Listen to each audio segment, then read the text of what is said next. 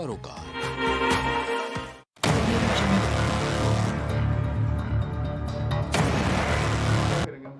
नमस्कार, आप देख रहे हैं प्राइम टीवी। मैं हूं आपके साथ आरती तिवारी। वक्त हो चुका है प्राइम डिबेट का, जहां यूपी में 10 सीटों पर उपचुनाव होने हैं। भले ही तारीखों का ऐलान न हुआ, लेकिन मुद्दों की भरमार नजर आ रही है। जी हां, जिस प्रकार से सत्ता पक्ष हो या विपक्ष, सभी अपनी अपनी तैयारियों में जुट चुकी है। वही बीजेपी अपनी कोई सीटों को पाना चाहती है, तो समाजवादी पार्टी अपनी जीत को जारी रखने की कोशिश कर रही है। सभी पार्टियों में मंथन का दौर शुरू हो गया है। वहीं आज मुख्यमंत्री योगी आदित्यनाथ ने यूपी उपचुनाव को लेकर बीजेपी की बैठक ली है। इस बैठक में प्रदेश अध्यक्ष भूपेंद्र चौधरी और इसके साथ साथ प्रदेश संगठन मंत्री धर्मपाल सिंह के साथ साथ कुछ प्रभारी भी मंत्रियों के साथ मौजूद रहे और इसके साथ ही इस बैठक में उपचुनाव को लेकर मंथन हुआ। बताया जा रहा है कि मुख्यमंत्री की अध्यक्षता में सीएम आवास पर बीजेपी की बैठक हुई है और उस दौरान उपचुनाव के प्रत्याशियों के नामों की चर्चा हुई है। अगर सूत्रों के माने तो पार्टी जल्द ही दावेदारों के नामों का ऐलान कर सकती है। सीएम योगी की अध्यक्षता में हुई बैठक में सीएम योगी ने अयोध्या के मिल्कीपुर और अंबेडकर नगर की कटहरी सीट की कमान अपने हाथों में ली है। फिलहाल पार्टी ने जल्द से जल्द प्रत्याशियों के नामों का ऐलान करेगी और उत्तर प्रदेश के मुख्यमंत्री योगी आदित्यनाथ ने एक बार फिर से अराजकता फैलाने वालों को कड़ी चेतावनी दी है। दरअसल डासना मंदिर के महंत यति नरसिंहानंद के इस्लाम पर दिए गए विवादित बयान को लेकर देश भर में सियासी माहौल गर्मा चुका है। यति नरसिंहानंद पर कार्रवाई की मांग हो रही है। तो जिस प्रकार से यूपी से महाराष्ट्र तक हंगामा देखने को मिल रहा है और उपचुनाव के बीच जो सियासी उबाल देखने को मिल रहा है, कटोगे तो बटोगे, पहले वो बयान आपको सुनाते हैं। बहनों और भाइयों, आज कांग्रेस का ढांचा वैसे ही जर्जर हो चुका है जैसे अयोध्या में बाबरी ढांचा था। एक धक्का और दो, बाबरी ढांचे को तोड़ दो, ये नारा जब राम भक्तों ने लगाया था तो बाबरी ढांचा हमेशा के लिए ध्वस्त हो गया। और बाबरी ढांचा जो ध्वस्त हुआ, गुलामी का ढांचा ध्वस्त हुआ, अयोध्या में राम मंदिर निर्माण का मार्ग प्रशस्त हुआ। और मैं आपका यही आह्वान करने के लिए आया हूं, जो ये लोग जाति की राजनीति करके आपको विभाजित करना चाहते हैं। मैंने कहा था ना कि बटोगे तो कटोगे, एक रहोगे तो नेक रहोगे। कोई माई का लाल आपका बाल बांका नहीं कर पाएगा। नहीं करना, क्योंकि हिंदू समाज को एक आदत है, वो ठेका दे देता है, भगवान बचाओ। अरे भगवान उनको बचाता है जो खुद कुछ करते हैं। वो पांडव जब अपने शस्त्र निकालकर रथ में बैठे युद्ध के लिए, तब भगवान ने उनका सारथ्य किया। भगवान का तो सामर्थ्य था, कुछ करने की जरूरत नहीं थी। भ्रुकुटी टेढ़ी कर देते तो सब दुष्ट लोग मर जाते, लेकिन भगवान ने ऐसा नहीं किया, क्योंकि भगवान ऐसे कभी करता नहीं। काम तो उसकी दुनिया में जिन्होंने जन्म लिया है उन्हीं को करना पड़ता है। सत्य संकल्प के पीछे भगवान साहेबूत होके खड़े हो जाते हैं, छोटी छोटी परीक्षाएं लेके रहते हैं। कि भारत के 78 करोड़ हिंदुओं को खतरा है। सुनो मोहन भगवत, न भारत के हिंदुओं को खतरा है, न भारत के मुसलमानों को कोई खतरा है। हां, एक खतरा भारत के मुसलमानों को, हिंदुओं को, दलितों को, आदिवासियों को, सिखों को, ईसाइयों को है। वो किससे है? नरेंद्र मोदी और मोहन भगवत से खतरा है। इस प्रकार से उपचुनाव की घड़ी जैसे नजदीक आती हुई नजर आ रही हो, वैसे बयान वीरों की बयानबाजी भी तेज होती हुई नजर आ रही। जिस प्रकार से हिंदू मुसलमान की लड़ाई भी सीधे तौर पर देखने को मिल रही है। जिस प्रकार से सहारनपुर में कल अराजकता फैली थी, उसके बाद मुख्यमंत्री योगी आदित्यनाथ ने अपने तीखे तेवर दिखाए हैं। उन्होंने कहा कि अराजकता की जगह उत्तर प्रदेश में नहीं है। जिस प्रकार से मुख्यमंत्री ने अपने मंसूबे साफ कर दिए हैं कि अगर आप किसी के धर्म को टारगेट करोगे तो वो कतई बर्दाश्त नहीं होगा।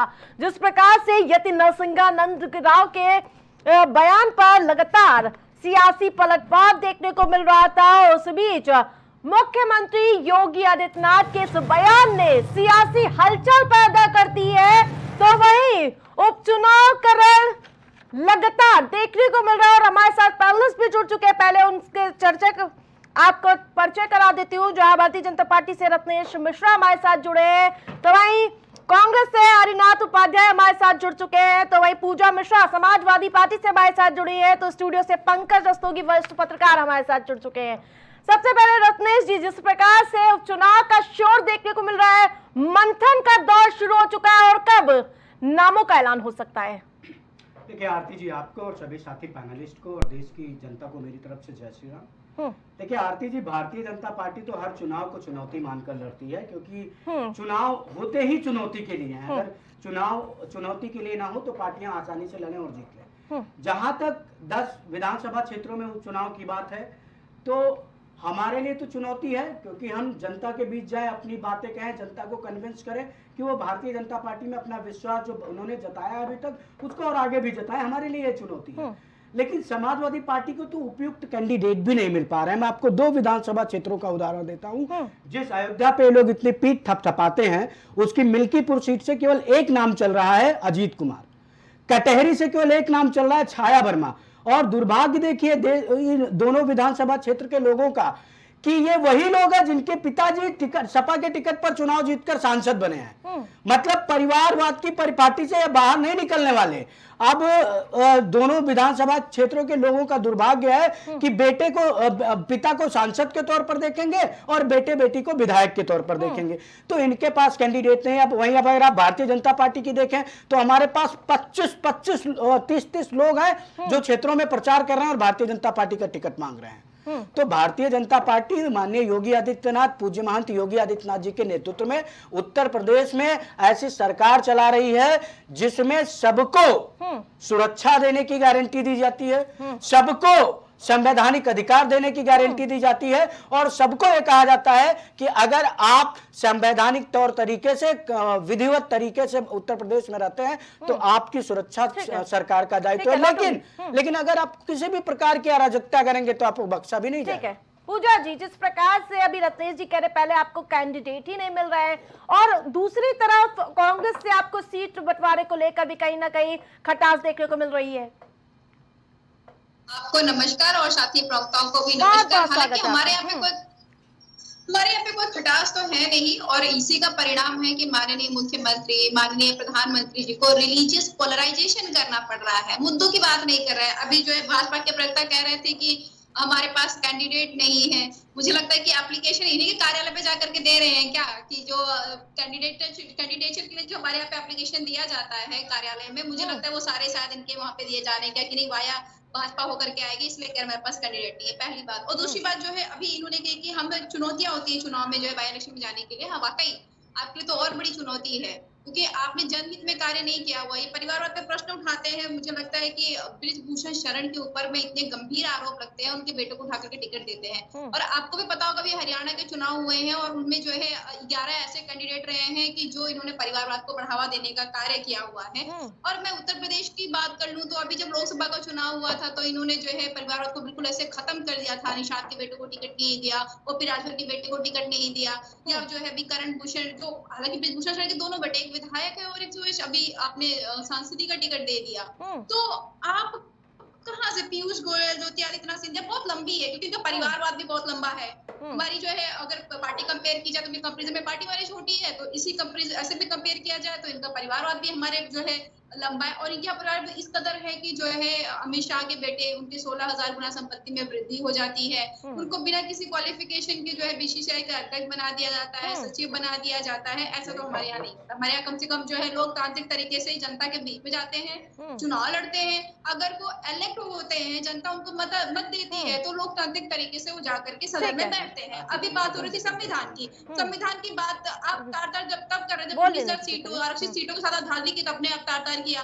जब चंडीगढ़ में आपने धांधली किया तब आपने तार किया। और उत्तर प्रदेश की जनता के लिए आप कहते हैं कि भी माननीय मुख्यमंत्री जी बाबरी मस्जिद की बात करती है। जब सुप्रीम कोर्ट का फैसला आया था तो सुप्रीम कोर्ट ने बिल्कुल क्लियर किया था कि बहुत हीनियस क्राइम है। तो आपको सुप्रीम कोर्ट के जो बातों का भी अवहेलना करने से बाज नहीं आते हैं। ठीक है, और आप कह रहे हैं कि आप उत्तर प्रदेश में लॉ एंड ऑर्डर मेंटेन कर रहे हैं। ठीक है, देखिए इन्होंने बीसीसीआई को लेकर बात कही। तो पहली बात तो कि जयशाह जी बीसीसीआई के अध्यक्ष नहीं सचिव थे, और बीसीसीआई का सचिव बनने के लिए जिस प्रकार इलेक्शन होता है, प्रदेश जितने भी प्रदेश क्रिकेट संघ हैं भारत के, चाहे वो, अरे मैडम सुन लीजिए, अब मैं आपके बीच में नहीं बोला था, थोड़ा सा सुन लीजिए। तो वो सारे वोट करते हैं और उसमें जो चुनाव जीत कर जाता है वो बीसीसीआई का सेक्रेटरी बनता है और अध्यक्ष बनता है। और दूसरी बात, इन्हीं की पार्टी के सहयोगी नेता, इन्हीं की सहयोगी पार्टी के नेता है राजीव शुक्ला, हिमाचल प्रदेश के प्रभारी हैं। पिछले 15 साल 25 सालों से 15 साल कांग्रेस की सरकार के और अभी 10 हमारी, वो बीसीसीआई के उपाध्यक्ष बने हुए हैं क्योंकि वो चुनाव जीत कर जाते हैं। क्या अब आप कहेंगे कि एक व्यक्ति जो कांग्रेस का राष्ट्रीय महासचिव है, एक प्रदेश का प्रभारी है, उसको भी भारतीय जनता पार्टी ने उपाध्यक्ष बना रखा है? और दूसरी बात जो इन्होंने कही कि परिवारवाद, देखिए परिवारवाद पे मैं टिप्पणी नहीं करूंगा, लेकिन पार्टी छोटी और परिवारवाद बड़ा। मैंने पहले ऐसी पार्टी देखी है आरती जी जिसमें राष्ट्रीय अध्यक्ष खुद सांसद है, राष्ट्रीय अध्यक्ष की पत्नी सांसद है, राष्ट्रीय अध्यक्ष का चाचा सांसद है, राष्ट्रीय अध्यक्ष के चाचा का लड़का सांसद है, राष्ट्रीय अध्यक्ष के चाचा विधायक है। अरे मतलब भैया गिनो, मतलब 37 में देखिए 37 सांसदों में से 35 तो इनके परिवार, 5 तो इनके परिवार के ही हैं। सोचिए 35 में से 5 इनके परिवार के, मतलब गजब का परिवारवाद है। और जिनके पास परिवारवाद नहीं, जिनके पास पद नहीं है, उनके पास अरबों और करोड़ों की संपत्ति है। अरे मैडम तो फिर आप फिर करण भूषण सिंह भी जनता से चुनाव जीत कर आए हैं, करण भूषण सिंह भी जनता से चुनाव जीत कर आए हैं। और सुन लीजिए, आदित्य यादव से ज्यादा मतों से चुनाव जीत कर आए हैं। नहीं, ये गलत है। फिर करण भूषण सिंह भी चुनाव जीत कर आए हैं, और करण भूषण सिंह आदित्य प्रताप यादव से ज्यादा मतों से चुनाव जीत कर आए हैं। अखिलेश यादव से ज्यादा मतों से चुनाव जीत कर आए।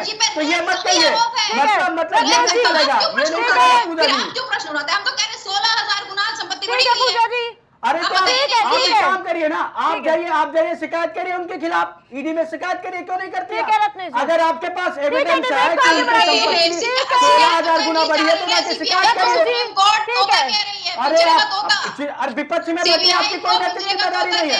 मतलब बताइए, मैं पहले आपकी भी मैं तो बड़ा हतप्रभ हूँ कि विपक्षी दल के प्रवक्ता के पास इस बात के एविडेंस है कि देश के गृह मंत्री के बेटे की 16,000 गुना संपत्ति बढ़ी, और वो एक केस तक, एक शिकायत तक नहीं कर रही है। ठीक है हरिनाथ जी, मतलब आप तो अपनी जिम्मेदारियों से मुकर गई, आप तो अपनी जिम्मेदारियों से मुकर गई। अरे विपक्ष की भी ठीक है हरिनाथ जी, 10 सीटों पर आप तैयारी करें, सभी 10 की 10 सीटों पर। क्या गठबंधन से अलग होकर चुनाव लड़ना इस बार? देखिए आरती जी, पहले हम उनके रत्नेश जी जो कह रहे थे, जयशाह जी का, जब से ये बीजेपी की सरकार बनी है तभी से वो सब जानने लगे और सब जगह चुनाव जीतने लगे। इस तरह से चुनाव मैनेजमेंट होता है यहाँ अपनी बारी में। अगर यह भारतीय जनता पार्टी के गलत पॉइंट पे जा रहे हैं, फंस जाएंगे ये। नहीं है, वो अजित पवार जी की परिवारवाद, मधु कोड़ा जी के परिवारवाद और वसुंधरा राजे जी के परिवारवाद, राजनाथ सिंह जी के परिवारवाद, वो क्या भूलते चले जा रहे हैं। और राजा इस परिवार के बाद समाजवादी पार्टी में कर रही है, यहाँ पार्टी में वो चुनाव जीत रहा है, आपकी संघर्ष कर रहा है। अगर वो जनता उसको छूट रही है तो उसके परिवार का क्या दोष है? परिवार का आय सदस्य होने का उसको सांसद विधायक बनने का नहीं है। आपकी तरह ढोलिया की पर्ची से बना दिया गया है, पर्ची से मुख्यमंत्री बना दे रहे हैं आप, पर्ची के द्वारा नेता ही नहीं बन रहे हैं, ये जनता से जुड़कर से संघर्ष करके बन रहे हैं। अब आ गई बात, आप जो कह रहे हैं उत्तर प्रदेश की 10 सीटों की, देखिए हमारी और समाजवादी पार्टी का गठबंधन है, वो अभी भी है, आगे भी रहेगा और 2027 में भी रहेगा, और हम लोग सरकार बनाएंगे। हम लोग अपने सभी लोग 10 सीटों पर अपने संगठन को मजबूत कर रहे हैं, और जिसका प्रत्याशी खड़ा होगा उसको उनका लाभ मिलेगा। अब सभी लोग अपने 10 सीटों पे रख रहे हैं, तभी हम लोग भारतीय जनता पार्टी को 10 सीट पर हराएंगे। अब हम किसी एक पार्टी को छोड़ दे और उसके कार्यकर्ता जो आलसी बन जाए, निराश हो जाए, तो हमारा कमजोर होगा संगठन है। इसलिए हम लोग सभी 10 सीटों पर अपनी अपनी तैयारी कर रहे हैं। जिसको जो सीट मिलेगी उस पर चुनाव लड़ेगा और जिस पार्टी का प्रत्याशी होगा दोनों पार्टी कार्यकर्ता उनको और संगठनकर्ता जो है समर्थन देंगे। ठीक है पंकज जी, जिस प्रकार से चुनाव नजदीक आ रहे, मुद्दों की भरमार नजर आ रही है, जिस प्रकार से कल आपने तस्वीरें देखी होंगी सहारनपुर की, कहीं ना कहीं शर्मसार करने वाली कहीं ना कहीं वो तस्वीरें सामने आई, तो क्या देखते हैं, क्या वो उसको चुनाव के मद्देनजर देखते हैं या फिर जो हिंदू मुस्लिम की लड़ाई एक बार फिर से देखने को मिल रही है? पंकज जी देखिए, पहले तो ये समझ लीजिए आरती जी कि ये जो उपचुनाव होने जा रहे हैं उसमें दोनों ही दल, चाहे बीजेपी हो जो सत्तारूढ़ पार्टी है और जो समाजवादी पार्टी जो प्रमुख विपक्षी दल है, दोनों के लिए ये चुनाव बहुत महत्वपूर्ण और चुनौतीपूर्ण है। भारतीय जनता पार्टी के लिए इसलिए चुनौतीपूर्ण है क्योंकि 2024 के लोकसभा चुनाव में उसे काफी शिकस्त खानी पड़ी और करीब 37 सीटें उसके 43 सीटें उसके हाथ से निकल गई। तो इसलिए भारतीय जनता पार्टी के लिए ये चुनाव बहुत ही महत्वपूर्ण है। और दूसरा, आगे महाराष्ट्र में चुनाव है और इसी के साथ में ये चुनाव लगभग आसन्न बताए जा रहे हैं। और दूसरी चीज है कि वहाँ झारखंड में भी चुनाव आसन्न है। दोनों चुनाव के साथ ही उपचुनाव होंगे, तो इसलिए भारतीय जनता पार्टी के लिए ये चुनाव बहुत ही महत्वपूर्ण है। और समाजवादी पार्टी के लिए तो इसलिए महत्वपूर्ण है कि समाजवादी पार्टी प्रमुख विपक्षी दल है और जिस तरह से उसके कई सांसद जीते जिनके कारण ये उपचुनाव कई सीटों पे हो रहा है, तो उनके लिए भी ये चुनाव बहुत महत्वपूर्ण है क्योंकि 2027 का लोक विधानसभा चुनाव देखते हुए समाजवादी पार्टी इसमें अपने को किस तरह से प्रस्तुत करेगी, किस तरह से ज्यादा सीटों पे लड़ेगी, ये सब समाजवादी पार्टी को दिखाना है। पंकज जी, जिस प्रकार से आज बैठक होती है जिसमें सीएम योगी कहते हुए नजर आते हैं कि अराजकताओं की खैर नहीं, उस बयान को कैसे देखते हैं आप? क्या आपने कहा? अराजकताओं की खैर नहीं। बिल्कुल, देखिए योगी आदित्यनाथ का एकदम क्लियर कट मैसेज है। वो जब से मुख्यमंत्री बने हैं 2017 से, तब से उन्होंने अराजक तत्वों के ऊपर लगाम कसने का काम किया है और जितने भी माफिया हैं उनको या तो वो काल इनकाउंटर में मारे गए या फिर जो है वो जेल की सलाखों में है या प्रदेश छोड़ चुके हैं। इससे इनकार नहीं किया जा सकता। और जिस तरह से अभी जो घटनाएं सामने अराजक तत्वों द्वारा हो रही थी कि जिस तरह से हिंदू समुदाय को टारगेट करके कभी उसमें आपके खाद्य पदार्थों में तमाम पेशाब मिला दिया जा रहा है या जूठा करके दिया जा रहा है, तमाम इस तरह की चीजें आई, तो उन सब चीजों का भी खामियाजा अराजक तत्वों को भुगतना पड़ रहा है। और उसके लिए सरकार एकदम क्रिस्टल क्लियर है।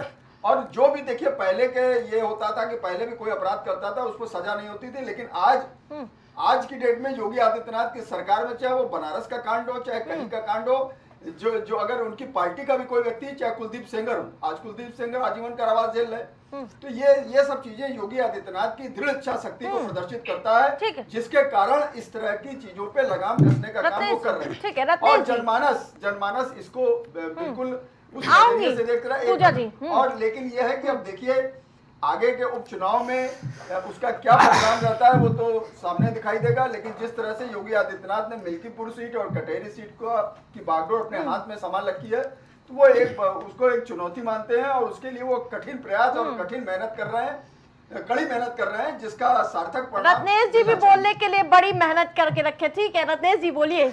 हाँ मैं आ रहा हूँ। अब मैं देखिए अभी हमारे कांग्रेस के साथी ने कहा कि जब से भाजपा की सरकार आई तब से जैसा सचिव हैं। भैया मैं आपको नाम गिनाता हूं। शशांक मनोहर कांग्रेस के नेता थे 2008 से 2011। जगमोहन डालमिया कांग्रेस के नेता थे 2011 से 2013। एन श्रीनिवासन कांग्रेस के नेता थे 2013 से 2015। माधवराव सिंधिया कांग्रेस के कैबिनेट मंत्री थे, कांग्रेस के नेता थे, इंदिरा गांधी के बहुत क्लोज रही 1990 से 93। शरद पवार 2005 से 2008। एसी मुथैया कांग्रेस के नेता 1999 से 2001। विश्वनाथ दत्त कांग्रेस के नेता 1988 से 1990। राज सिंह डूंगर राजस्थान में कांग्रेस के 4 बार के विधायक रहे 1996 से 99। एमए चिदंबरम तमिलनाडु के बड़े नेता रहे कांग्रेस के, वो भी बीसीसीआई के अध्यक्ष रहे 1928 में जब से बनी। अभी तो मैंने सबके नाम ही नहीं गिनाए। तो एक तरफ से बताइए कि ये लोग कौन सा चुनाव जीत कर आते थे, कौन सा क्रिकेट खेला था इन्होंने, बताइए। अरे सुन तो लीजिए, मैं आपके बीच में नहीं बोला ना, अरे सुन तो लीजिए। अरे हरिनाथ जी मुझे पता है, देखिए मैं आपको एक चीज बता दूं, हरिनाथ जी मेरे साथ डिबेट में बैठा करिए तो प्लीज। आप जब बोल रहे थे इसलिए मैं मुस्कुरा रहा था, आप जब बोल रहे थे मैं इसीलिए मुस्कुरा रहा था, क्योंकि आप जानबूझकर मेरी फील्ड में आ रहे थे, आप जानबूझकर वो बातें बोल रहे थे। अरे मैं तो मैडम ये नाम दिखा देता हूँ, अब मैं अरे अभी अरे चले ठीक है, नाम अगर मुख्यमंत्री मैडम सुनिए, ठीक है अरे मैडम सुनिए,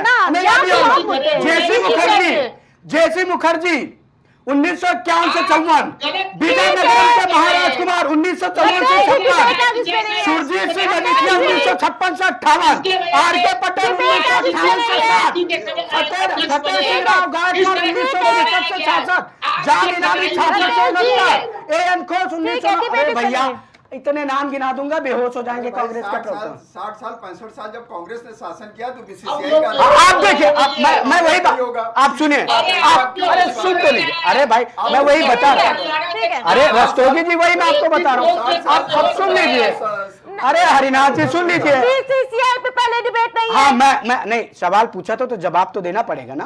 ठीक है, हाँ मैंने जवाब दिया, मैंने तो नाम गिनाए। अब मुझे लगता है, नहीं मुझे लगता है माधवराव सिंधिया, अरे सुनिए मैडम गिरफ्तार क्यों नहीं? मेरा एक छोटा सा मुझे लगता है माधवराव सिंधिया 1983 की विनिंग टीम के कैप्टन थे, इसलिए उनको बीसीसीआई का अध्यक्ष बना दिया गया था। और अभी सचिव के नाम गिनाना शुरू कर दूंगा तो दिक्कत हो जाएगी, मैं उस पर नहीं जाऊंगा। तो ऐसे मुद्दे मत हड़काइया करिए जिनमें आपने पूर्व में किया और आप पर भी सवाल उठ सके। थोड़ा पढ़ लिख लिया कीजिए। कांग्रेस की ये दिक्कत है कि उसके प्रवक्ता पढ़ते नहीं, मैं बहुत दिनों से जानता हूं उनको। अब आ जाते, देखिए जहां तक सुनिए, अरे सुन लीजिए प्रभु, सुन लीजिए, मैंने नाम गिनाए, आपको एक नाम पता है जैसा, मैंने 25 नाम गिना दिए, मैंने 25 नाम आपको गिना दिए, आपके पास एक है जैसा जैसा जैसा। अब चलिए, अरे भाई हरिनाथ जी चुनावी मुद्दे पे है, अरे अब चिल्लाएंगे तो कैसे बोला जाएगा, चिल्लाएंगे तो कैसे बोला जाएगा। अच्छा जैसा के अलावा किसी भारतीय जनता पार्टी के नेता का नाम बताओ जो बीसीसीआई का पदाधिकारी। राजीव शुक्ला जो तुम्हारी ही पार्टी के नेता है, राष्ट्रीय महासचिव है, हिमाचल के प्रभारी है, वो उपाध्यक्ष कैसे बने हुए हैं? नहीं क्या वो एजेंट है भारतीय जनता पार्टी के? क्या राजीव शुक्ला भारतीय जनता पार्टी के एजेंट है? 60 साल से नहीं मानना तो भाई जवाब तो देना पड़ेगा ना। पूजा जी ठीक है, पूजा जी नहीं मैं अपनी बात कंप्लीट कर लूं, इनको शांत तो कराइए। आप मुद्दे से मैडम बीच में कूदेंगे तो कैसे जवाब दे पाऊंगा? अब आ जाते हैं, सुनिए आप सुनिए, अब आप सुन लीजिए। अरे सुन लो भाई, अभी और नाम गिना रहे, अरे चुनाव में बहुत मुद्दे हैं। अब आ जाते हैं, आपने जो पूछा यति नरसिम्हानंद सरस्वती जी के नाम पर, देखिए माननीय मुख्यमंत्री जी ने, पूज्य महंत योगी आदित्यनाथ जी ने कहा कि किसी को भी इस बात का अधिकार नहीं कि किसी भी धर्म पर आपत्तिजनक टिप्पणी करे, लेकिन विरोध के नाम पर अराजकता फैलाने को भी हमारी सरकार बर्दाश्त नहीं करेगी।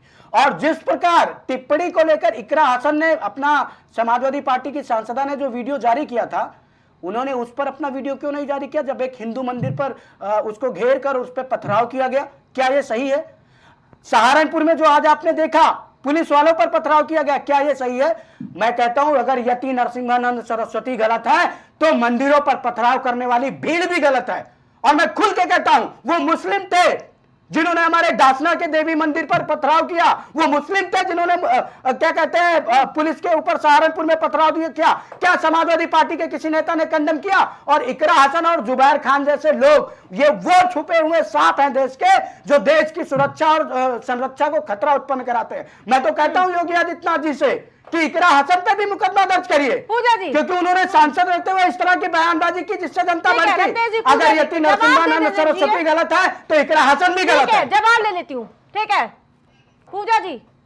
देखिए जो है भावनाओं में इतना बह जाते हैं भाजपा के प्रवक्ता, भाजपा के मुख्यमंत्री, उत्तर प्रदेश के मुख्यमंत्री, उत्तर प्रदेश के डिप्टी सीएम, भारत के प्रधानमंत्री, कि ये रिलीजन को पॉलिटिक्स में लाते रहते हैं, रिलीजन का पॉलिटिसाइज करना चाहते हैं, जो कि विफल होते चले जा रहे हैं। अभी इन्होंने बोला कि आपको भी पता होगा कि सहारनपुर में क्या हुआ, वहां पे जा रहे थे वो लोग अपना जो है ज्ञापन देने के लिए, उसी में कोई अराजक तत्व आ गए। अब अराजक तत्व है, लॉ एंड ऑर्डर आपका है, कार्रवाई आप करिए, फेलियर भाई आपका है। अगर कहीं पे भी लॉ एंड ऑर्डर खराब हो रहा है तो उसका फेलियर आपका है। इनके साथ में जो 2024 को इन्होंने मुंह खाई ना उत्तर प्रदेश में आरती, जानते क्यों खाए? क्योंकि ये इसलिए खाए मुंह की क्योंकि लगातार ये कोशिश करते हैं कि विपक्ष के पीछे छुप जाए। तो अभी भी यही प्रयास कर रही है, कांग्रेस के पीछे लगे छुपने के लिए, लगातार कांग्रेस के पीछे छुपे जा रहे हैं। भाई उत्तर प्रदेश में बाई इलेक्शंस है, वर्तमान में आप है, केंद्र में तीसरी बार आप आ गए, उत्तर प्रदेश में दूसरी बार आपकी सरकार है, जवाब आप देना नहीं चाहते हैं, आप चाहते हैं विपक्ष के पीछे छुप जाए। राजद मंत्री को मंदिर को घेर के अगर उस पे गलत कृत्य किया तो आप जिम्मेदार हैं, आपकी सरकार है, आप कार्रवाई करिए। आप कार्रवाई कर नहीं पाते हैं और आप लगातार जो विपक्ष के पीछे छुपने लग जाते हैं, आपको शर्म नहीं आती है। और रत्नेश जी शर्म कर लीजिए कुछ तो। आप देखिए मैं यही कह रहा हूँ, विपक्ष के पीछे क्यों छुप रहे हैं आप? मैं बिल्कुल इसका जवाब देता हूँ। इसका आशय तो यही निकल के आता है हाँ कि ठीक है, कोई ये इंसान बोलेगा, पूजा इस जी बात को हैं represent भाई, कर रहा है। बोल लें आप फिर जो मैं है जवाब दे उत्तर दूँ। प्रदेश को गर्द सब बना दिए हुए हैं। आपने जो है बुलडोजर टेरर फैलाया, अभ्यर्थियों को आपने ऐसा कहा कि लात खाने योग्य है, महिलाओं के अगेंस्ट क्राइम बढ़ा रखा हुआ है उत्तर प्रदेश। मठाधीश और माफिया पे क्या कहेंगी आप? शिक्षाओं का नहीं, स्तर मैं गिरा कर पहले रखा इनकी हुआ बातों का है। जवाब दे दूं, फिर उधर और खींचिएगा। ये अभी जो है बाई इलेक्शन में भी इनको यही देखना पड़ेगा कि बाई इलेक्शन में भी जनता इनको नकारेगी। अभी जो है राजनीतिक विश्लेषक कह रहे थे माफियाओं या तो वरिष्ठ खत्म हो गए, पत्रकार डॉक्टर हो गए, जेल चले गए। नहीं, जिनको आजीवन कारावास हुआ उनको छोड़ दिया गया हुआ है। अगर वो भाजपा के संपर्क में है तो कि भाई आपका व्यवहार अच्छा है, हम आप इसलिए आपको निकाल दे रहे हैं, आपकी सजा माफ की जाती है। अगर आप भाजपा से तो हैं तो आपके बेटे को टिकट दे दिया जाएगा। अगर आप भाजपा से हैं तो आपके अगेंस्ट ईडी की कार्रवाई नहीं होगी। अगर आप फिर भाजपा वही से पुराना या वाला तो टेप आपको रिकॉर्ड है। भाजपा में ले लिया गया हुआ है या फिर जो है आपको माफ कर देगा, पता नहीं चलने देते हैं। न जाने अब मैं कितने जवाब दे इसकी दूं। से- राम रहीम है तो आपको पैरोल पे छोड़ा जाएगा 20 दिन का, उसके बाद में अब फिर मैं जवाब दे किया दूं। जाएगा। रुक जाइए। आरती जी, उत्तर प्रदेश की जनता की बात नहीं की जा रही है, उत्तर प्रदेश की जो मुद्दे हैं उसकी बात नहीं की जा रही है। लगातार चाहते हैं कि विपक्ष पूजा जी लौटूंगी, मठाधीश माफिया पर अपना जवाब मैं तैयार जवाब रखिएगा। ठीक है रत्नेश जी रुकिए, आप लौटूंगी आपके पास। नहीं, मैं एक ठीक जवाब है, दे दूं। लौटूंगी आपके नहीं, पास, कई भाई सवाल साहब। फिर आ जाएंगे, कई सवाल आ जाएंगे, एक जवाब दे दूं। देखिए इन्होंने हमसे कहा, अरे मैडम आप सुन लीजिए, 5-6 गुना आपने क्या किया? अरे आप सुन लीजिए, मैं अभी बता रहा हूँ मैं किसके किसके ऊपर FIR की है, सुनिए तो। ठीक है। सुनिए तो। पूजा जी अब सुनिए तो, पूजा जी अब सुनिए ठीक है तो। रत्नेश जी। अब भाई चुप होंगी तब तो जवाब दूंगा। कम से कम देश की जनता को भी पता चले कि भाजपा की तरफ से क्या जवाब गया। जनता आपको नकार रही है। अच्छा ठीक है। अब मैं जवाब दे दूं, पूजा जी। जवाब देती रहेगी इस अरे तरीके आप सुन तो लीजिए, हमने अखिलेश जी के बहुत प्यारे दुलारे जुबैर खान पर FIR की है और जुबैर खान को जेल भी भेजेंगे और 1200 से ज्यादा लोगों पर हमने FIR की है। जब हमारी पुलिस उनको गिरफ्तार करके जेल भेजेगी और उसमें जो भी अराजकता करेगा, जब उसका इनकाउंटर करेगी, तो आप जाति और धर्म मत ढूंढिएगा, क्योंकि लॉ एंड ऑर्डर मेंटेन। मैंने आपको 5 मिनट सुना, मैंने आपको 5 मिनट सुना, मैंने आपको पूजा जी, मैंने आपको 5 मिनट सुना। मैं या तो मैं आपके बीच में कूद के बोलता रहता, या तो मैं आपके बीच में कूद कर बोलता रहता। अब आ जाते, अब सुन लीजिए, इनके यहाँ जब भी इनकाउंटर होगा तो ये जाति धर्म देखेंगे। अरे भाई लॉ एंड ऑर्डर मेंटेन किया जाएगा, हर एक कुछ व्यक्ति का इनकाउंटर करेंगे, हर एक कुछ बिल्कुल करेंगे। अगर आप देश के लिए खतरा बनेंगे, अगर आप प्रदेश की सुरक्षा के लिए खतरा बनेंगे, तो आपको एलिमिनेट किया जाएगा। हम कतई बर्दाश्त नहीं करेंगे। अब आ जाइए, मैडम आ जाइए। मैडम को नहीं, मैडम जब सुनिए तो जब पुलिस पर गोली चलाई जाएगी तो पुलिस वाले पहले पूछेंगे कि जज साहब बताइए। अरे भाई पुलिस वाला मर जाएगा, मतलब पुलिस वाला। देखिए ये समाजवादी पार्टी की सरकार नहीं है पूजा जी, जहां पर SP की हत्या कर दी जाती है। ये समाजवादी पार्टी की सरकार नहीं है जहां पर DSP की हत्या कर दी जाती है। ये समाजवादी पार्टी की सरकार नहीं है जहां पर SO की हत्या कर दी जाती है। ये समाजवादी पार्टियों की गुंडागर्दी वाली सरकार नहीं है। आप ये बस सोचिए, हम समाजवादी पार्टी की तरह जैसे आपके SP हम नहीं बनने देंगे, जैसे आपने DSP जियाउल हक को मरने दिया हम नहीं मरने देंगे, जैसे आपने यशो संतोष यादव को मरने दिया हम नहीं मरने देंगे। नहीं बर्दाश्त कर सकते ऐसा। हम मुकुल द्विवेदी जैसा कोई और SP आपके अराजक तत्वों का शिकार नहीं होने देंगे। हम डीएसपी जियाउल हक जैसे व्यक्ति को आपके अराजक तत्वों का शिकार नहीं ठीक है, होने देंगे। ठीक है, हम रत्नेश जी। इंस्पेक्टर संतोष यादव जैसा भी शिकार नहीं होने देंगे। ठीक और है। याद रखिएगा, मैं फिर कह रहा हूँ, पूज्य महंत योगी आदित्यनाथ जी का स्पष्ट निर्देश है, अगर आप कानून के लिए खतरा बनेंगे तो हम आपको एलिमिनेट करेंगे। आप कितने भी बड़े माफिया हो, चाहे आप मुख्तार के परिवार के हो, चाहे आप किसी की के आवाज नहीं परिवार मिल के पाएगी हो, ऐसे। हम एलिमिनेट करेंगे। और जो राजनीतिक दल ऐसे अराजक तत्वों का आसरा देगा, उस राजनीतिक दल पर भी कार्रवाई करेंगे, उस राजनीतिक दल पर भी कार्रवाई करेंगे। और जो इन्होंने कहा आरती जी कि प्रदेश की जनता ने इनको नकार दिया, अरे भैया पूजा जी 33 सीटों पर लीडर ऑफ अपोजिशन का भी पद नहीं मिलता लोकसभा में। ठीक है, डिबेट ना में आगे आपके बढ़ाती हूँ पास मैं। मुख्यमंत्री है, ना आपके पास प्रधानमंत्री है, ना आपके पास नेता प्रतिपक्ष है। और सुन लीजिए, इनका पीडीए, अब जैसे बोलती रहेंगी तो जवाब मैं भी वैसे दूंगा। मैं योगी बाबा का शिष्य हूँ, जिस भाषा में समझेंगे उसी भाषा में समझाऊंगा। ठीक है, अब मैं जब इनके पीडीए पर जवाब देता हूँ, इनका पीडीए का मतलब जानती होता है? ए मतलब अल्पसंख्यक, ए मतलब अल्पसंख्यक यानी मोहित खान बलात्कारी, डी मतलब दलित यानी अजीत कुमार अपहरणकर्ता, पी मतलब पिछड़ा यानी नवाब सिंह यादव बलात्कारी। जो है जातिवाद करने चली जाए या फिर जो है मजहबवाद करने चली जाए, ये ठेकरा ले रखा है। हरिनाथ जी क्या कहेंगे? ठीक है, ठीक है मैडम, आप जब ये ठीक है, बोलेंगे, ठीक है, मैं भी रत्नेश बीच जी, में नहीं, बोलूंगा, फिर नहीं, मत नहीं, रोकिएगा। नहीं नहीं रत्नेश जी, अब मैं भी बीच में ठीक है, काउंटर करूंगा। ठीक है। अरे भाई हरिनाथ जी, आरती जी, आप डिबेट नहीं, आप जो है इस तरह से बाहर अराजकता फैलाते हैं लोग, इस तरह से अराजकता फैला रही है। जब एक दूसरे का बात कोई नहीं सुनेगा तो कैसा डिबेट? ये सबका नाम अरे अपनी बारे में रत्नेश जी, मेरा जब था सपा की प्रवक्ता रत्नेश जी बीच में नहीं, ऐसे मेरा डिबेट नहीं हो जब पाएगी। सपा की प्रवक्ता चिल्लाती रही तो अपनी प्रवक्ता साथ आपकी सहयोगी दल की प्रवक्ता बताइए उनको, मैंने तो उनको ठीक सुना। है, आप बीच कोई में बीच में कूद नहीं पड़ी। बोलेगा किसी इस के, भारतीय ठीक जनता है। पार्टी की सरकार में इनके कार्यकर्ताओं द्वारा सुबोध कुमार को, इंस्पेक्टर सुबोध कुमार को किस तरह से मारा गया, ये भूल गए। हाँ हरिनाथ जी, अच्छा, अभी ठीक आपके है भी पीडीए रत्नेश पे जी, आऊंगा मैं, अभी कांग्रेस का भी पीडीए बताऊंगा। देखिए, चाहे बुलडोजर की रात की हो, चाहे इनकाउंटर की, ये न्यायालय अभी कांग्रेस के भी पीडीए का इलाज है मेरे ये पास। यही मानते हैं, ये केवल लड़ाई झगड़ा नफरत इसी की राजनीति करते हैं, जैसा इनके प्रवक्ता की बात से भी लग रहा है। आज डिबेट किस पर हो रहा था और कहाँ चला गया मैडम?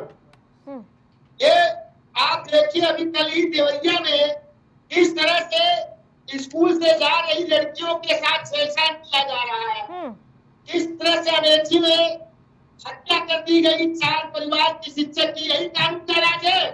अगर कानून का जड़ होता तो अपराध इतना नहीं बढ़ता। ये बस मुंह से बोलने में कह रहे हैं कि अपराधी डर गए हैं। यहाँ प्रतिदिन लगभग 8-10 लोगों को हत्याएं और 8-10 लोगों की बच्चों के यौन शोषण हो रहे हैं। उत्तर प्रदेश जो है अपराध प्रदेश बन चुका है। उत्तर प्रदेश अपराध प्रदेश बन चुका है इनकी सरकार में। ये कहते हैं सब अपराधी पाताल में चले गए, तो ये सब कहाँ से आ रहे हैं? जो आए दिन महिलाओं पर यौन शोषण हो रहा है, छात्राओं के साथ छेड़छाड़ हो रही है, दिन दहाड़े जो है पोलियो से लोग भूखे जा रहे हैं। पीएचयू में जो आईआईटी के आईपीसी के लोग थे, उनको पकड़ा नहीं गया, उनको जमानत पर उनको मिठाई बांटी गई। ठीक है। और जो छात्र विरोध हरिनाथ जी, ठीक है, निष्कासित कर दिया तो गया। चुनाव में समीकरण क्या होंगे विपक्ष के? निष्कासित ठीक कर है, दिया। यही इनका न्याय है। ठीक है हरिनाथ जी, हरियाणा ठीक के है। मुख्य सचिव कश्मीर के साथ उत्तर ठीक है। प्रदेश के लेकिन रत्नेश जी समय देंगे आपको। नहीं, मुझे आप दो हरिनाथ जी, विपक्ष का चुनावी समीकरण क्या होगा इस बार 10 सीटों पर? किन मुद्दों को लेकर हमारे जाएंगे? चुनाव, देखिए हमारी चुनावी समीकरण उत्तर प्रदेश में शांति से लोग रोजगार प्राप्त करें, शिक्षा को अपना प्राप्त करें, व्यापारी व्यापार करें। इस तरह से नहीं कि कल देखिए गाजियाबाद के एक व्यापारी जो है कपड़ा निकाल कर प्रदर्शन कर रहा था बेचारा, उस पर इतनी जीएसटी लगा दी गई इनके कमिश्नर द्वारा, जब उसने सही बात कही तो उस पर एफआईआर हो गया। हम जो है पर्चा लीक से जो है निजात दिलाएंगे, रोजगार उपलब्ध कराएंगे, महिलाओं के शोषण से मुक्ति देंगे। ठीक है। किसानों की आय ठीक है, बढ़ाएंगे। आरती जी, और मैनिफेस्टो जारी कर दिए आप तो। गरीबों की गरीबों की फसलों की उनके ठीक है। आबादी के ठीक है, हिसाब से हिस्सेदारी बनाएंगे। पंकज जी को भी समय इस देते आधार पर हैं। इंडिया के पंकज जी, जिस प्रकार से बटोगे, नहीं होंगे। ठीक है हरिनाथ जी, ठीक है हरिनाथ जी, ठीक है पंकज जी, बटोगे कटोगे वाले बयान पर कहीं ना कहीं संघ प्रमुख ने भी मोहर लगा दिया। आज का बयान तो सुना ही होगा, क्या कहेंगे इस पर आप? देखिए, योगी आदित्यनाथ ने जिस तरह से ये कहा, उन्होंने कई बार इस बात का वो जिक्र करते हैं, और जिस तरह से उन्होंने हिंदू समुदाय को, भाई देश की 100 करोड़ आबादी हिंदुओं की है, तो उसको देखते हुए, उसको इंगित करते हुए उन्होंने जिस तरह की बात कही और जिस तरह की घटनाक्रम देखने को मिलता है राजस्थान में, जिस तरह की घटना हुई कि वो टेलर के यहाँ व्यक्ति जाता है फिर उसको काट दिया जाता है, इस तरह की तमाम घटनाएं देश में हुई, जिसके लिए न कोई कांग्रेस बोलती है, न समाजवादी पार्टी बोलती है, कोई भी पार्टी नहीं बोलती है। और दूसरी बात यह है कि देखिए, ये जो इलेक्शन होने जा रहे हैं, ये उपचुनाव ज्यादातर देखिए तो ये सत्ताधारी दल के नीतियों पे और सत्ताधारी दल के ही चुनाव होते हैं, उसमें अधिकांशतः सीटें सत्ताधारी दल ही जीतता है। और उत्तर प्रदेश में चूंकि अभी 2.25 साल से 2.5 साल बाकी है विधानसभा चुनाव होने में 2027 में, तो इस बात की पुरजोर संभावना है कि जो है भारतीय जनता पार्टी की प्रबल जीत होनी चाहिए। लेकिन जिस तरह से 2024 में झूठ का नैरेटिव फैलाकर, चाहे वो समाजवादी पार्टी हो, चाहे वो कांग्रेस हो,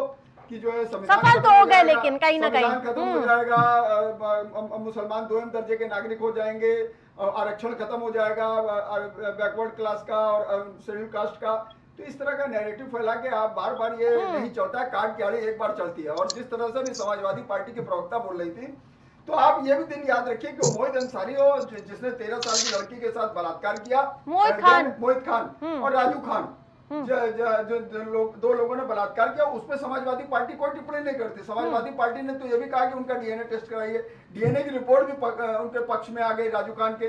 तो इस तरह की पूजा जी आ रही हूँ, इस तरह की चीजें होने के बाद भी जो है आप कोई चीज न बोलिए। नवाब सिंह यादव का किस्सा आपको मालूम ही है, तो आप इस पे भी टिप्पणी किया करिए कि उस पे आप न बोलिए। और जिस तरह से भी नकली नोटों के मामले में कुशीनगर में रैकेट पकड़ा गया, उसमें भी समाजवादी पार्टी का प्रवक्ता पकड़ा गया, नेता पकड़ा गया, तो इस तरह की तमाम चीजें उस पे भी बोलने का दम रखिए और उसमें भी बोलिए कि नहीं, वो लोग गलत है, उनसे पार्टी कंडेम करती है, उनको निकालने का काम करेगी। ठीक है, तो इस तरह की चीजों पे ना बोलिए और सिर्फ इस तरह का बात करिए कि समाजवादी पार्टी पूजा जी, देश की प्रमुख आरती जी, मेरा टर्न आ गया ठीक है है कि वो मठाधीश माफिया में क्या कहेंगे? अरे मैडम जवाब तो ले लीजिए मेरा। ठीक है, लेंगे इसके बाद। वो सबको मठाधीश माफिया पे तो इकट्ठा जवाब दे मैडम मैं दे दूं ना, इतने सारे जवाब आ जाएंगे तो फिर तो मैं 5 मिनट में जवाब दूंगा। एक एक करके ले लीजिए ना, मैं क्योंकि 5 मिनट वो भागीदारी ज्यादा होनी नहीं, महिलाओं की भागीदारी मैं बिल्कुल सम्मान करता हूँ, लेकिन मेरी भी तो सुन लें। इन्होंने नहीं मेरी नहीं, ये भाई तो फिर मैं 5 मिनट बोलूंगा तो लोग बीच में कूद जाएंगे। नहीं, मैं अपनी बात कर रहा हूँ। पूजा जी ने कानून व्यवस्था पे सवाल किया था, उसका जवाब ठीक है मैं दे देता हूँ। इन्होंने कानून व्यवस्था पे सवाल, अरे हाँ पूजा जी सुन लीजिए प्लीज, सुन लीजिए थोड़ा सा, ठीक है, हाँ आप इंटरप्ट मत करिएगा बस, मैं आपको शांति से सुनूंगा। मेरी आदत है, जो मुझे सुनता है मैं उसको बड़े प्रेम से सुनता हूँ।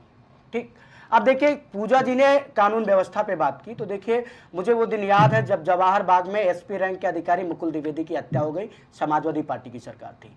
तत्कालीन एसओ संतोष यादव की हत्या हो गई, समाजवादी पार्टी की सरकार थी। प्रतापगढ़ में जियाउल हक डीएसपी की हत्या हो गई, समाजवादी पार्टी की सरकार थी। और राधा मोहन अग्रवाल बीजेपी की विधायक थे। 2016 में उन्होंने विधानसभा में एक सवाल पूछा, उसका जवाब देते हुए ऑन रिकॉर्ड विधानसभा में आजम खान ने कहा कि समाजवादी पार्टी के 4 साल के कार्यकाल में पुलिस वालों पर 1044 हमले हुए, पुलिस वालों पर। अब इसके आगे कानून व्यवस्था की स्थिति क्या थी मैं उस पर नहीं बोलूंगा। कांग्रेस के साथी ने बड़ी अच्छी अच्छी बातें की, लेकिन मैं ये समझता हूं कि कांग्रेस जो समाजवादी पार्टी के पीडीए के साथ है, मैं मानता हूं कि वो पीडीए का समर्थन करते हैं, लेकिन मैं जब कांग्रेस पार्टी का प्रदेश प्रभारी देखता हूं तो ना वो तो पिछड़ा है, ना दलित है, ना अल्पसंख्यक है, वो है अविनाश पांडे। जब मैं कांग्रेस पार्टी का प्रदेश अध्यक्ष देखता हूं तो ना वो पिछड़ा है, ना दलित है, ना अल्पसंख्यक है, वो है अजय राय। जब मैं समाजवादी पार्टी के संगठन महासचिव की बात देखता हूं तो ना वो पिछड़ा है, ना दलित है, ना अल्पसंख्यक है, वो है दिनेश सिंह।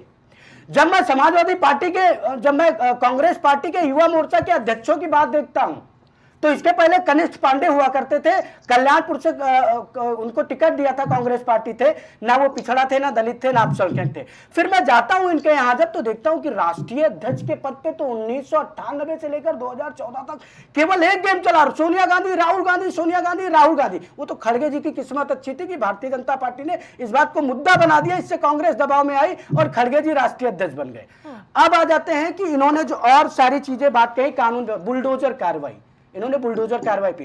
देखिए बुलडोजर कार्रवाई उन्हीं के ऊपर की गई जिनके ऊपर आपराधिक मामले दर्ज हुए, और अगर बुलडोजर कार्रवाई ज्यादा की गई इसका मतलब कि आपराधिक मामले ज्यादा दर्ज हुए। और बुलडोजर कार्रवाई केवल अगर समुदाय विशेष पर की गई, जाति विशेष पर की गई, तो इसका मतलब कि समुदाय विशेष और जाति विशेष अपराध में ज्यादा संलग्न थे। और इन्होंने इनकाउंटर की बात की, तो इनकाउंटर उन्हीं का हुआ जिनके ऊपर आपराधिक मामले दर्ज थे, जो कानून व्यवस्था के लिए खतरा बने। और ज्यादा अगर समुदाय विशेष का या जाति विशेष का हुआ तो इससे सिद्ध होता है कि समुदाय विशेष और जाति विशेष ज्यादा आपराधिक। एक मुद्दा और है मैडम, इन्होंने कही जमानत की बात। अब देखिए कांग्रेस पार्टी और समाजवादी पार्टी कितनी सेलेक्टिव हो जाती है। वही जब इनके सहयोगी दल के इंडिया गठबंधन के अरविंद केजरीवाल को जमानत देता है सुप्रीम कोर्ट, तो सुप्रीम कोर्ट बहुत अच्छा है, संविधान को उसने बचाया, लोकतंत्र को उसने बचाया। लेकिन वही जब दूसरे लोगों को देती है तो संविधान और सब कुछ खतरे में आ जाता है। एक पॉइंट, आरक्षण वाला मुद्दा मैं बड़ा अच्छा से, अरे सुन लीजिए, मैं आपके बीच में नहीं बोला हरिनाथ जी, आपके बीच में नहीं बोला, हरिनाथ जी मैं आपके बीच में नहीं बोला, अभी सुन लीजिए। ठीक है, अब सुन लीजिए भाई, सुन लीजिए ना, एक पॉइंट है मेरा और सुन लीजिए। अरे भाई सुन लीजिए ना, आपकी बारी आएगी तो बोलिएगा। नहीं आरती जी मेरा एक पॉइंट, और आरक्षण पे भी मेरा जवाब बाकी है। नहीं आरक्षण पे मेरा जवाब बाकी है। इस पूरे, अरे भाई सुन तो लो, इनको शांत कराइए भाई, जवाब देंगे तब तो मैं जवाब दूंगा। देखिए अब ऐसे बीच में कूदते रहेंगे, इंटरप्ट करेंगे।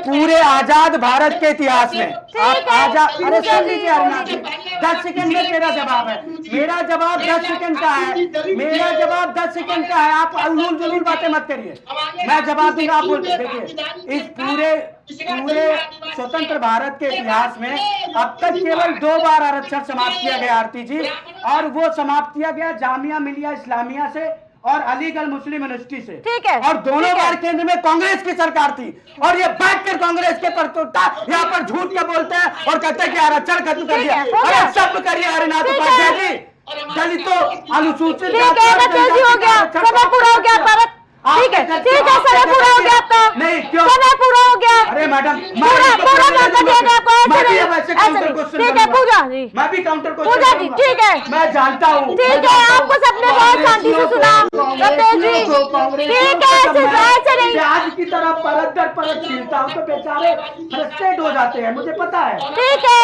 पूजा जी, ठीक है,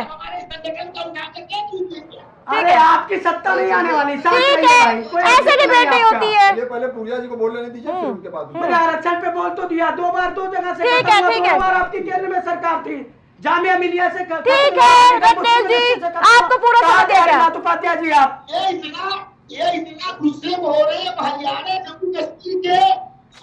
अरे यार ठीक है, क्या हुआ, बटेर हाथ लग जा रहा है, अभी वो भी फाइनल नहीं हुआ और तुम इतने उड़े जा रहे हो। अभी मुख्यमंत्री आपको बहुत शांति से सबने सुना, मैं बनूंगी, हुड्डा जी कह रहे हैं मैं बनूंगा, ठीक है, मुख्यमंत्री कौन बनेगा ये तो डिसाइड, पूरा समय इसी में खत्म हो जाएगा। पूजा जी को बोलने दी, हरिनाथ जी। हाँ आरती जी, हाँ आरती जी, मैं जवाब देना चाहती हूँ एक एक करके। इन्होंने बोला बुलडोजर कार्रवाई की, अगर बुलडोजर कार्रवाई इतनी ही सही होती तो ठीक है, ठीक है, नहीं पहले सुन लीजिए, नहीं मुकुल द्विवेदी का जवाब चाहिए मुझे, नहीं मुझे मुकुल द्विवेदी का जवाब चाहिए, मुझे मुकुल द्विवेदी नहीं आरती जी, मैं भी पूछूंगा, काउंटर बीच में करूंगा, नहीं भागने नहीं दूंगा, भागने नहीं दूंगा, नहीं भागने नहीं दूंगा, मैंने पहला बिंदु मुकुल द्विवेदी एसपी की हत्या का उठाया था, राहुल गांधी एसपी की हत्या का उठाया था,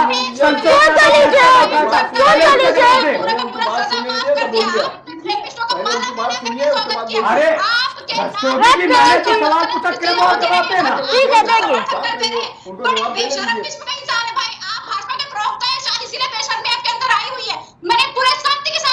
मैंने अच्छा मतलब एसपी की हत्या हो गई उस पर सवाल पूछना बेशर्मी है, डीएसपी की हत्या हो गई उस पर सवाल पूछना बेशर्मी है, इंस्पेक्टर की हत्या हो गई आपके शासनकाल में उस पर सवाल पूछना बेशर्मी है, आपके 4 साल के कार्यकाल में पुलिस वालों पर 1044 हमले हुए, इस पर सवाल पूछना बेशर्मी है। किस तरीके से संविधान जवाब ऐसा नहीं होता है। चंडीगढ़ में तब हो रहा था, संविधान को उतार कर किया जा रहा था, तब आप कहाँ चले गए? बड़ा हो रही है। कौन सा संविधान हो गया? नहीं, मुझे एक उदाहरण दे दीजिए। नहीं, मैं इसका भी उदाहरण दे देता हूँ आरती जी। SC/ST कमीशन को अलग अलग करके संवैधानिक दर्जा देना क्या संविधान को तार-तार करना है? OBC कमीशन को कॉन्स्टिट्यूशनल स्टेटस देना क्या संविधान को तार-तार करना है? अगर ऐसे क्या संविधान को तार-तार करना है? उसके बाद में सदन में खड़े होकर माननीय मुख्यमंत्री जी 2 नाम लेंगे, एक मुस्लिम का। अभी जो है जो राजनीतिक विश्लेषक है वो कह रहे थे कि हम जो है बात नहीं करते कन्नौज पे। अरे कन्नौज में कल्प्रिट का समर्थन करने के लिए भाजपा के वर्तमान जिला अध्यक्ष पूर्व जिला अध्यक्ष जाकर के 5 घंटे बैठते हैं। आप कहते हो समाजवादी पार्टी का नेता, 5 घंटे वो बैठते हैं उसके समर्थन में। भाई क्यों बैठते हैं? क्या इनकी प्रेम कहानी है कि नहीं उनको नवाब को बचाना है? मैं तो बड़ा आश्चर्यचकित हूँ कि आपके राष्ट्रीय अध्यक्ष की पार्टी बात करते हैं और राष्ट्रीय अध्यक्ष की पत्नी का PA भाजपा ही था। अरे क्या बात कर रही है पूजा जी? मतलब राष्ट्रीय अध्यक्ष की पत्नी का सांसद रहते हुए PA भाजपा ही था। इससे बड़ा कोई मजाक हो ही नहीं सकता। समाजवादी पार्टी की प्रवक्ता मजाक कर रही है क्या?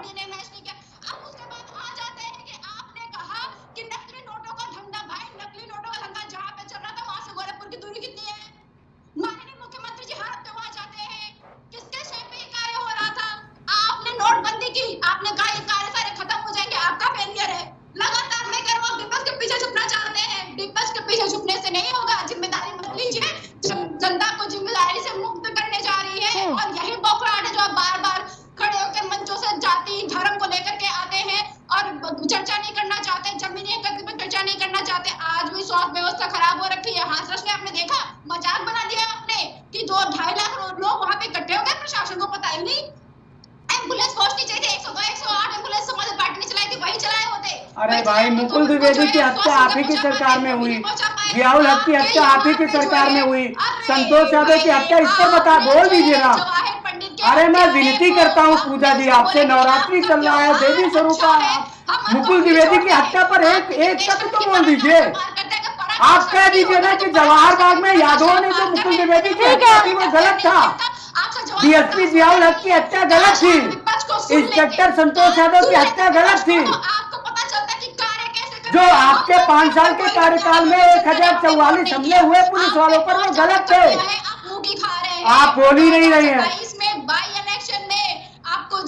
अरे मैडम, आपको 2017 में इसीलिए सुपड़ा साफ किया था प्रदेश की जनता ने। नहीं किया, लेकिन आपका सुपड़ा साफ इसीलिए किया था। कहाँ है आप?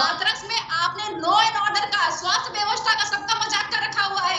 अभी प्रयागराज में जो है, अरे मैंने आपसे DSP जियाउल हक की हत्या पर सवाल पूछा था, मैंने आपसे इंस्पेक्टर संतोष यादव की हत्या पर सवाल पूछा था, मैंने आपसे SP मुकुल द्विवेदी की हत्या पर सवाल पूछा था। आपके मुंह से मुकुल का मान नहीं निकला, आपके मुंह से जियाउल हक का जा नहीं निकला, आपके मुंह से संतोष यादव का सा नहीं निकला।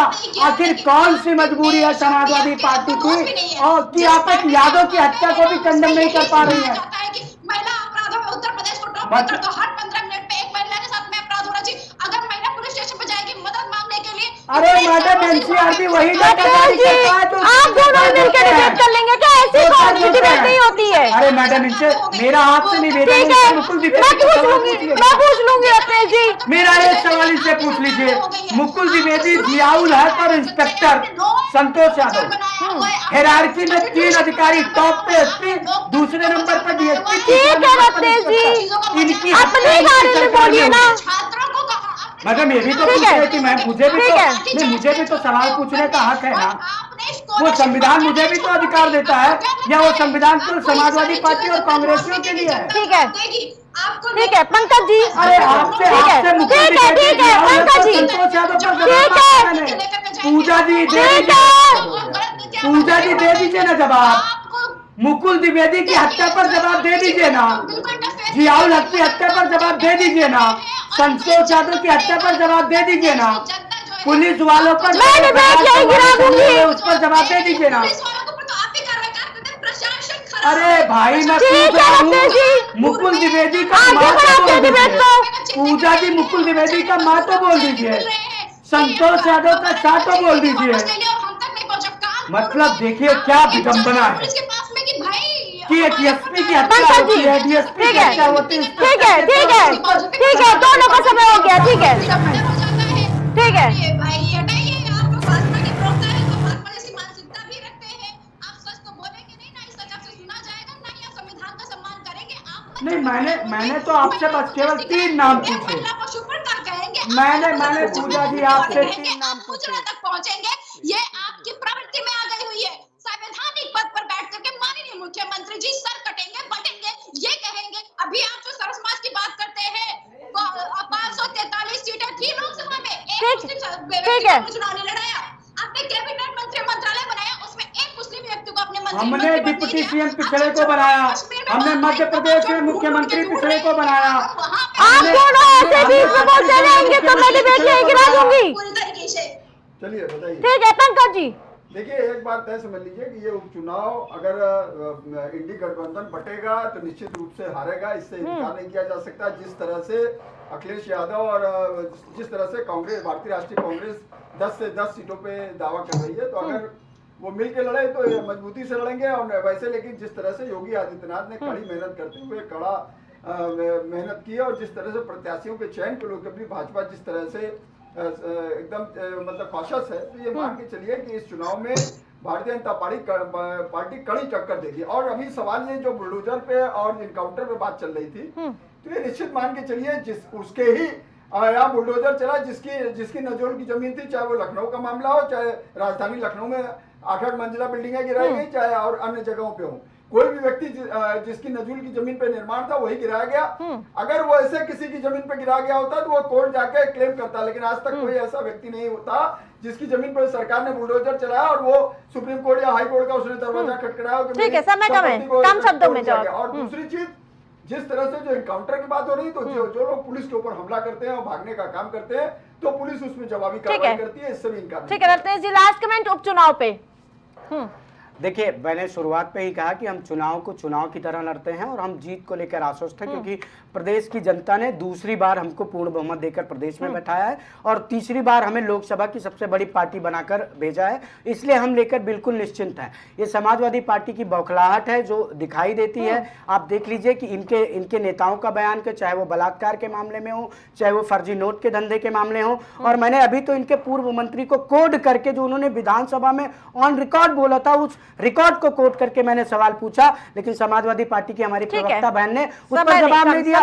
उन्होंने ना तो मुकुल द्विवेदी का मां बोला, ना संतोष यादव का सा बोला, ना डीएसपी जियाउल हक का जा बोला। मुझे बड़ा दुख है कि एक अगड़ा था, एक पिछड़ा था और एक अल्पसंख्यक था, उसकी हत्या इनकी सरकार में हो गई और उस पर सपा की प्रवक्ता ने पूरे 5 मिनट में एक शब्द नहीं बोला। मुझे बहुत दुख है। ठीक है पूजा जी, लास्ट कमेंट।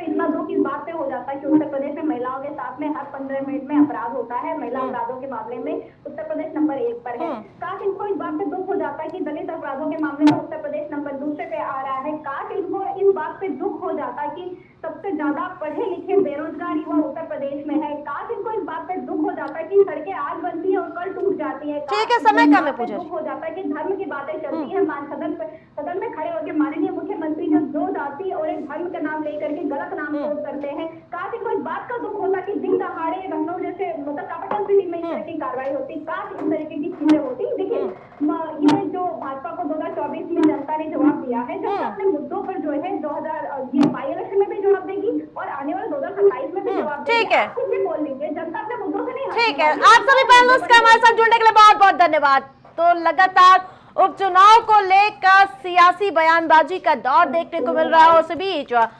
दोनों ही पार्टियां अपनी अपनी जीत का दावा करती हुई नजर आ रही, लेकिन अभी तारीखों का ऐलान नहीं हुआ, लेकिन मंथन का दौर लगातार देखने को मिल रहा है। बयानबाजी लगातार चरम पर देखने को मिल रही है। जिस प्रकार से 10 सीटों पर उपचुनाव होने हैं, उसको लेकर सभी दल एक्शन मोड पे आ चुके हैं और सभी अपनी अपनी जीत का दावा कर रहे हैं। प्राइम डिबेट में मेरे साथ फिलहाल इतना ही। देखते रहिए प्राइम टीवी।